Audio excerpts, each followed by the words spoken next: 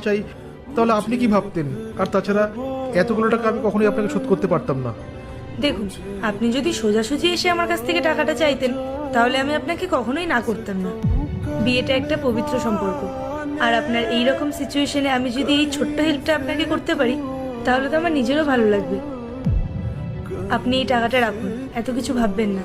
আর এরপর যদি আরও কিছুর প্রয়োজন হয় আপনি এসে আমায় বলবেন, কেমন?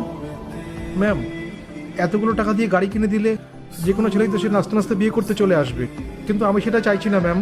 আপনি সত্যি খুব ভালো মানুষ, আপনি সবার উপকার করেন, কিন্তু ম্যাম এই টাকাগুলো আমি আপনার থেকে নিতে পারবো না। দেখুন, আপনি গত 4 মাস ধরে আমার এখানে কাজ করছেন আর খুব ভালোভাবে কাজ করছেন। প্রত্যেক দিন আপনার ছুটি হয়ে যাওয়ার পরেও আপনি 3-4 ঘন্টা করে এক্সট্রা কাজ করেন, আর সেই এক্সট্রা কাজের আপনি কোনো টাকাও নেন না। আপনি যে আমাদের জন্য এত কিছু করেন, তাহলে আমাদেরও তো কিছু কর্তব্য আছে আপনার জন্য কিছু করার। কিন্তু ম্যাম